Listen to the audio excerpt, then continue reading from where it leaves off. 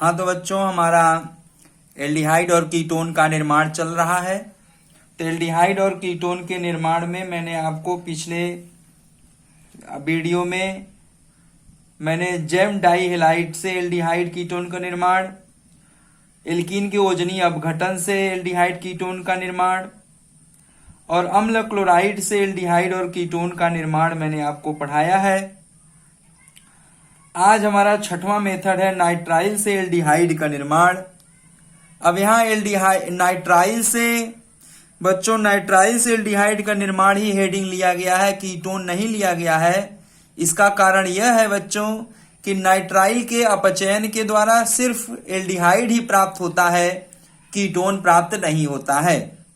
तो बच्चों, हम नाइट्राइल का जब अपचयन करते हैं तो अपचयन से बने उत्पाद का जब जल अपघटन करते हैं तो केवल एल्डिहाइड ही प्राप्त होता है बच्चों। तो जब हम नाइट्राइल का अपचयन करते हैं तो एक अस्थायी यौगिक प्राप्त होता है, और उस अस्थायी यौगिक का जब हम जल अपघटन करते हैं तो सिर्फ हमें एल्डिहाइड ही प्राप्त होता है, कीटोन प्राप्त नहीं होता। अर्थात इस विधि के द्वारा हम कीटोन प्राप्त नहीं कर पाते हैं। तो इस विधि के द्वारा जब हम कीटोन प्राप्त नहीं कर पाते हैं तो हमारा जो है, इस विधि द्वारा जब हम कीटोन प्राप्त नहीं कर पाते हैं, इसलिए हमने यहाँ कीटोन का नाम नहीं रखा है बच्चों। तो बात ध्यान रखेंगे, हमारा हेडिंग होगा नाइट्राइल से एल्डिहाइड का निर्माण, क्योंकि इस विधि से कीटोन का निर्माण नहीं होता।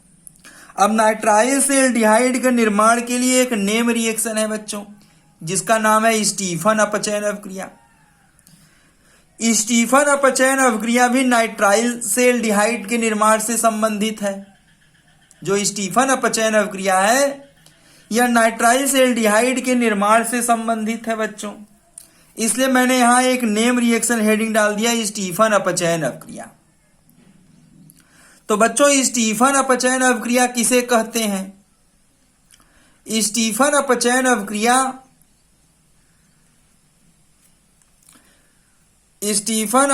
अभिक्रिया हम उसे कहते हैं जब स्टीफन अपचायक अभिकर्मक के उपस्थिति में जब नाइट्राइल का अपचयन किया जाता है तो उसे स्टीफन अपचयन अभिक्रिया कहते हैं। और वह अभिकर्मक जो स्टीफन नामक वैज्ञानिक ने दिया है उसे हम स्टीफन अपचायक अभिकर्मक कहते हैं। अब स्टीफन ने कौन सा अभिकर्मक बनाया? तो स्टीफन ने अभिकर्मक बनाया ईथर विलयन के उपस्थिति में स्टेनस क्लोराइड और हाइड्रोक्लोरिक अम्ल। कौन सा अपचायक? स्टेनस क्लोराइड SnCl2 और हाइड्रोक्लोरिक अम्ल। तो स्टेनस क्लोराइड और हाइड्रोक्लोरिक अम्ल, स्टेनस क्लोराइड और हाइड्रोक्लोरिक अम्ल स्टीफन अपचायक अभिकर्मक है, और विलायक के रूप में स्टीफन ने ईथर का प्रयोग किया है।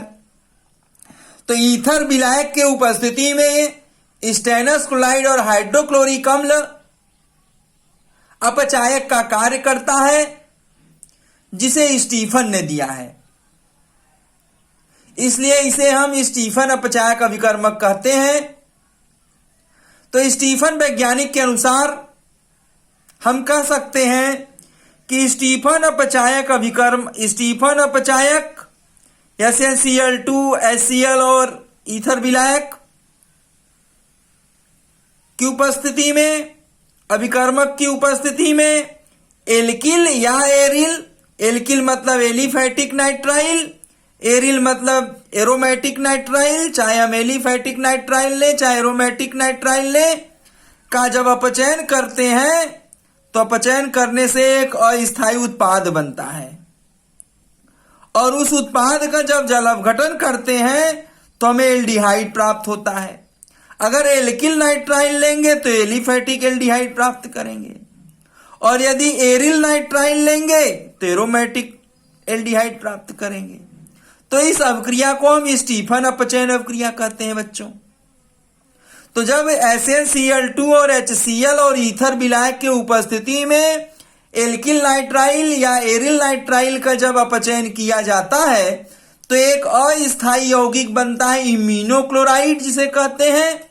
अब इमिनोक्लोराइड का जब जल अपघटन किया जाता है तो एल्डिहाइड प्राप्त हो जाता है। इस अवक्रिया को स्टीफन अपचयन अवक्रिया कहते हैं और स्टीफन अपचयन अवक्रिया की सहायता से हम एल्डिहाइड का निर्माण कर पाते हैं।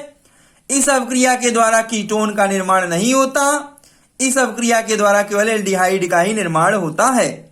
तो एक बार फिर से सुन लीजिए, स्टीफन अपचायक SnCl2, HCl और ईथर विलायक अभिकर्मक की उपस्थिति में एल्किल या एरिल नाइट्राइल का अपचयन करने से बने उत्पाद का जल अपघटन करने पर एल्डिहाइड में एलिफैटिक एल्डिहाइड या एरोमेटिक एल्डिहाइड प्राप्त होता है, तो इसे हम स्टीफन अपचयन अवक्रिया कहते हैं।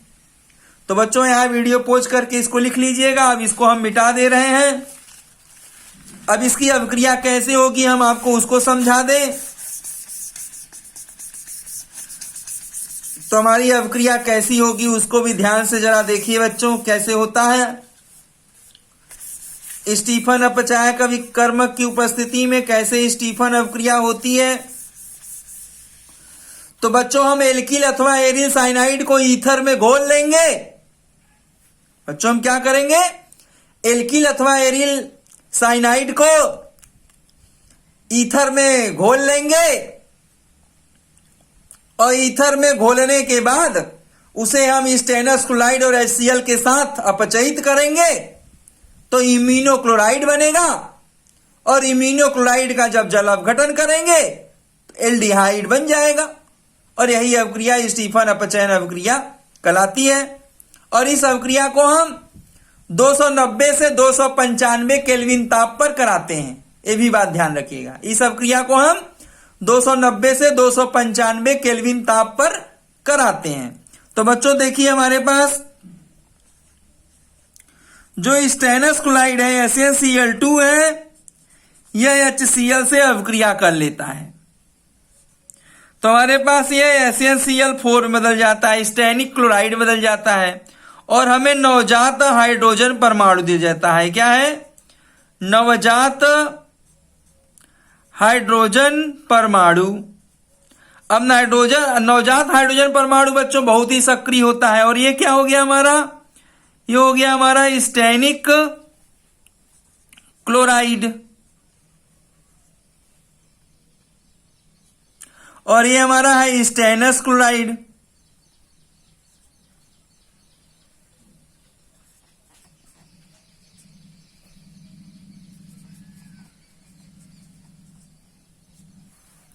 तो पहले बच्चों स्टेनस क्लोराइड हाइड्रोक्लोरिक अम्ल से अभिक्रिया करके स्टेनिक क्लोराइड बनाता है और नवजात हाइड्रोजन प्राप्त हो जाता है। अब यही नवजात हाइड्रोजन बहुत सक्रिय है जो नाइट्राइल को अपचयित कर देता है। अब यहां हम एरिल लें चाहे हम एल्किल नाइट्राइल लें, अब इसका अपचयन होगा, ये नवजात हाइड्रोजन आएगा और इसको क्या करेगा, अपचयित करेगा। किसके उपस्थिति में, HCl अम्ल के उपस्थिति में। और इस पूरे विलयन को, इस पूरे मिश्रण को हम क्या करेंगे, शुष्क ईथर में विलय कर लेंगे और अवक्रिया को कितने टेम्परेचर पर गर्म करेंगे, 290 से 295 केल्विन ताप पे गर्म करेंगे। तब हमें क्या प्राप्त होगा बच्चों, हमें एरिल या एल्किल साइनाइड का इम्यूनोक्लोराइड प्राप्त होगा। क्या कहते हैं इसको हम, इम्यूनोक्लोराइड। अब इस इम्यूनोक्लोराइड का जल अपघटन करेंगे बच्चों।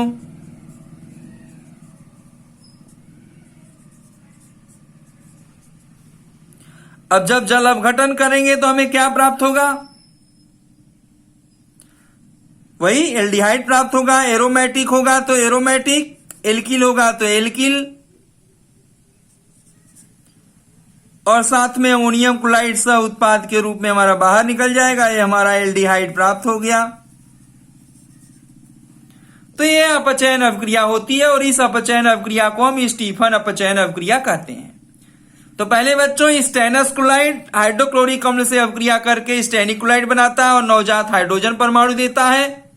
अब ये नवजात हाइड्रोजन परमाणु जो हमें मिलता है, तो ये नवजात हाइड्रोजन परमाणु एल्किल साइनाइड अथवा एरिल साइनाइड, एल्किल साइनाइड अथवा एरिल साइनाइड को क्या करता है, HCl अम्ल के उपस्थिति में और शुष्क ईथर की उपस्थिति में क्या करता है, इसको अपचयित कर देता है। किसमें? इम्यूनोक्लोराइड में अपचयित कर देता है। अब इम्यूनोक्लोराइड बहुत ही अस्थायी होता है। इम्यूनोक्लोराइड बहुत ही अस्थायी होता है जो जल के द्वारा जो जल और अम्लीय माध्यम में जल की उपस्थिति में जल अपघटित हो जाता है। तो जब इम्यूनोक्लोराइड जल अपघटित होता है तो एल्डिहाइड और अमोनियम क्लोराइड दे जाता है। तो अमोनियम क्लोराइड तो बाहर हो जाएगा और हमें एल्डिहाइड क्या होगा, प्राप्त हो जाएगा। तो इस प्रकार के अभिक्रिया को हम स्टीफन अपचयन अभिक्रिया कहते हैं और स्टीफन अपचयन अभिक्रिया के सहायता से हम एरोमेटिक एल्डिहाइड अथवा एलिफेटिक एल्डिहाइड प्राप्त कर सकते हैं। तो अभिक्रिया को पोज करके वीडियो पोज करेंगे तो अभिक्रिया को लिख लीजिएगा। अब हम इसको मिटा दे रहे हैं। अब हम कुछ उदाहरण लेंगे। क्या लेंगे? उदाहरण।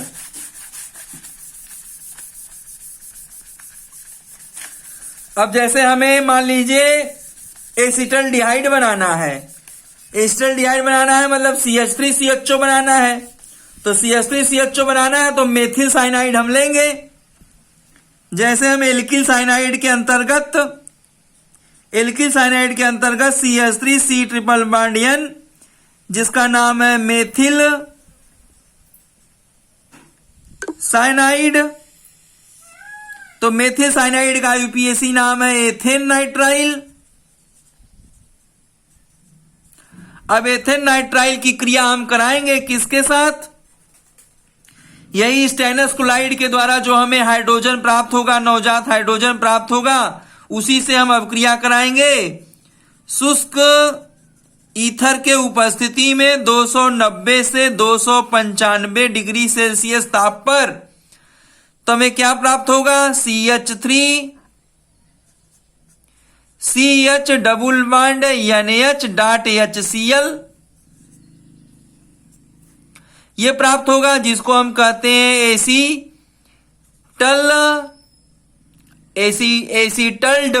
एसिटल्डमीन प्राप्त होगा। इम्यूनोक्लोराइड है ये एसिटल्डमीन हाइड्रोक्लोराइड इसका नाम है, जिसको हम शॉर्टकट इम्यूनोक्लोराइड कहते हैं। अब इसका जब हम जल अपघटन करेंगे H2O और अम्लीय माध्यम में, तो जब जल अपघटन करेंगे तो क्या प्राप्त होगा बच्चों? हमें प्राप्त होगा CH3CHO एसिटल्डिहाइड प्राप्त होगा और साथ में हमारा अमोनियम क्लोराइड NH4Cl बाहर निकल जाएगा और ये प्राप्त हो जाएगा हमें एसिटल्डिहाइड, जिसका आईयूपीएसी नाम है एथेनल। तो एरोमेटिक एल्डिहाइड प्राप्त हो गया और इसी अभिक्रिया को स्टीफन अपचयन अभिक्रिया कहते हैं बच्चों। इसी अभिक्रिया को स्टीफन अपचयन अभिक्रिया कहते हैं। इसमें मैंने एल्किल साइनाइड में मेथिल साइनाइड लिया है जिसका नाम है एथेन नाइट्राइल और स्टेनस क्लोराइड के द्वारा प्राप्त नवजात हाइड्रोजन की क्रिया और HCl की उपस्थिति में और शुष्क ईथरी विलयन में जब कराते हैं तो हमें इम्यूनोक्लोराइड के अंतर्गत एसिटल्डमीन हाइड्रोक्लोराइड, इम्यूनोक्लोराइड के अंतर्गत एसिटल्डमीन हाइड्रोक्लोराइड इम्यूनोक्लोराइड प्राप्त होता है। यह स्थायी होता है, जिसका हम जल अपघटन करते हैं तो हमें एसिटल्डिहाइड प्राप्त हो जाता है और अमोनियम क्लोराइड प्राप्त हो जाता है। तो इस प्रकार से हम एलिफेटिक एल्डिहाइड का निर्माण हम कर पाते हैं। तो ये तो हमारा हुआ बच्चों स्टीफन अपचयन अभिक्रिया के सहायता से एसिटल्डिहाइड का निर्माण। एक उदाहरण मैंने आपको बता दिया। उदाहरण नंबर 1 हो गया। अब उदाहरण नंबर 2।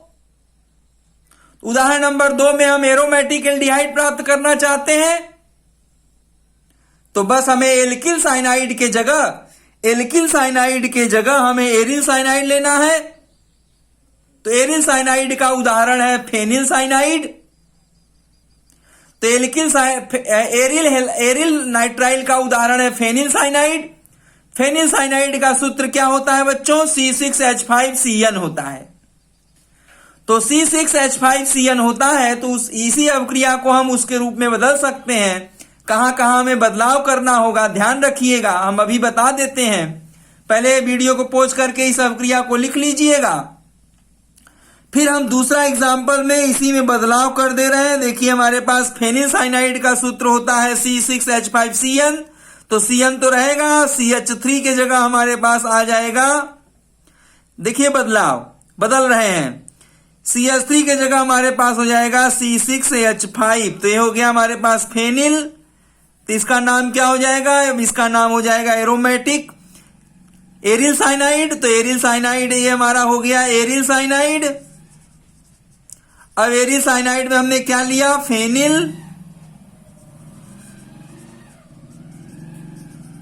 फेनिल नाइट्राइल लिया, और फेनिल नाइट्राइल का सूत्र हो गया C6H5Cn।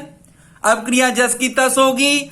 स्टेनस क्लोराइड के द्वारा प्राप्त होगा नवजात हाइड्रोजन, और इस शुष्क ईथर के विलयन की उपस्थिति में 290 से 295 डिग्री सेल्सियस ताप पर गर्म करेंगे। तो यहां हमारे पास इम्यूनोक्लोराइड प्राप्त होगा, लेकिन इम्यूनोक्लोराइड में अब CH3 हट जाएगा। अब CH3 की जगह क्या आ जाएगा बच्चों?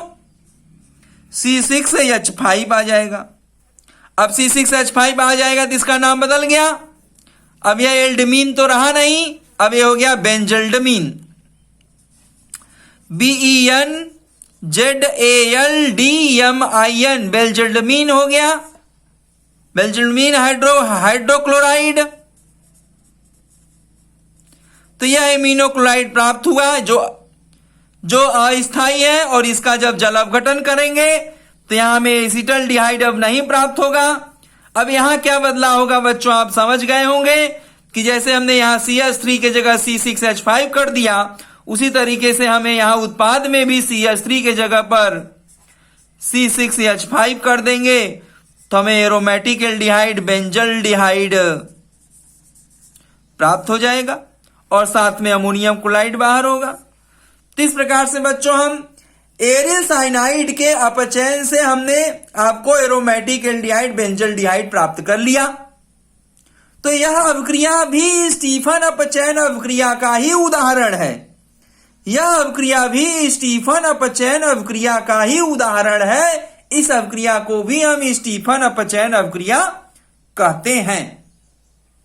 तो ये तो हुआ बच्चों हमारा स्टीफन अपचयन अवक्रिया के सहायता से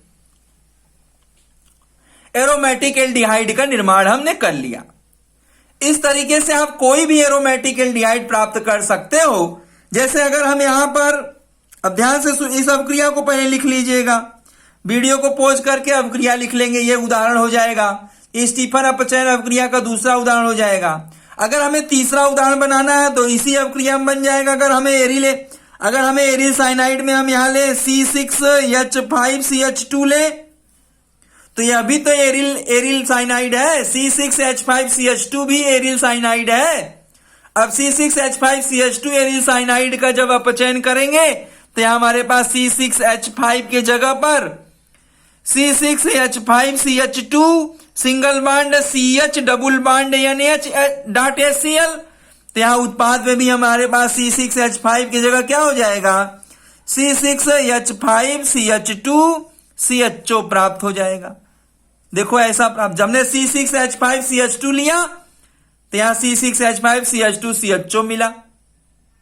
मतलब यह अवक्रिया क्या कर रहा है? यह अवक्रिया सीधे Cn को C ट्रिपल बॉन्ड N को, यह अवक्रिया C ट्रिपल बॉन्ड N को CHO में बदल रहा है। बस यही कार्य कर रहा है। यह अवक्रिया C ट्रिपल बॉन्ड को सीधे CHO में बदल रहा है, और यही अवक्रिया स्टीफन अपचयन अवक्रिया के नाम से जाना जाता है। ऐसी अवक्रिया जिसमें CN समूह सीधे CHO समूह में अपचयित होता है, उस प्रकार के अवक्रिया को स्टीफन अपचयन अवक्रिया कहते हैं। यहां एरिल से और एल्किल से कोई मतलब नहीं है। जैसा एरिल लगाएंगे वैसा एरिल इधर लग जाएगा, जैसा एल्किल लगाएंगे वैसा एल्किल इधर लग जाएगा। तो यह स्टीफन अपचयन अभिक्रिया का तीसरा उदाहरण होगा। 14 उदाहरण भी ले सकते हैं अगर हम यहां पर एरिल साइनाइड के अंतर्गत, एल्किल साइनाइड के अंतर्गत बच्चों, एल्किल साइनाइड के अंतर्गत हम अगर CH3 रखें तो यहां CH3 CHO प्राप्त होगा, CH3 CHO प्राप्त होगा। और यहां एल्डमीन में भी, यहां इम्यूनोक्लोराइड में भी यहां पर हमारे पास क्या होगा, CH3 CH double bond NH HCl होगा। अगर हम यहां एल्किल साइनाइड में यहां C2H5 रख दें तो यहां उत्पाद में भी हमारा CH3 के जगह पर C2H5 CHO मिलेगा और इम्यूनोक्लोराइड में भी हमारे पास CH3 के जगह पर C2H5 CH हो जाएगा, C2H5 CH double bond NH dot HCl। तो बच्चों हम सिर्फ एल्किल या एरिल में परिवर्तन करके भिन्न भिन्न प्रकार का स्टीफन अपचयन अभिक्रिया का उदाहरण लिख सकते हैं। तो स्टीफन अपचयन अभिक्रिया एक प्रकार की ऐसी अपचयन अभिक्रिया है जिसमें नाइट्राइल समूह को सीधे CHO समूह में बदल देता है। तो ऐसी अभिक्रिया को स्टीफन अपचयन अभिक्रिया कहते हैं। अब स्टीफन अपचयन अभिक्रिया की सहायता से हम एरोमेटिक एल्डिहाइड भी प्राप्त कर सकते हैं और एलिफेटिक एल्डिहाइड भी प्राप्त कर सकते हैं। इस अभिक्रिया के सहायता से हम कीटोन का निर्माण नहीं कर पाते हैं, इस बात को ध्यान रखिएगा। ठीक है बच्चों, तो हमारा आज का स्टीफन अपचयन अभिक्रिया किसे कहते हैं इसको मैंने आपको समझा दिया, इस बात को ध्यान में रखिएगा। ठीक है, तो आज के लिए बस इतना ही। अभिक्रिया को बार बार दोहराइए, आपको समझ में आ जाएगा। और इस बात को ध्यान रखेंगे कि इस अभिक्रिया द्वारा एल्डिहाइड ही बनाया जाता है। और एक बात और ध्यान रखेंगे कि इस अभिक्रिया के द्वारा फॉर्मल्डिहाइड भी नहीं बनाया जाता। इस अभिक्रिया के द्वारा यह CHO नहीं बनाते हैं। और इस अभिक्रिया के द्वारा हम कीटोन नहीं बनाते। ये दोनों चीज नोट पॉइंट ध्यान रखिएगा कि इस अभिक्रिया से कीटोन नहीं बनाया जा सकता और इस अभिक्रिया से एल्डिहाइड में HCHO, फॉर्मल्डिहाइड भी नहीं बनाया जा सकता। इस दोनों नोट पॉइंट को ध्यान में रखिएगा। मतलब स्टीफन अपचयन अभिक्रिया की सहायता से हम फॉर्मल्डिहाइड नहीं बना सकते हैं और कीटोन भी नहीं बना सकते हैं। बाकी एल्डिहाइड में कोई भी एल्डिहाइड, एस्टल्डिहाइड, बेंजल्डिहाइड,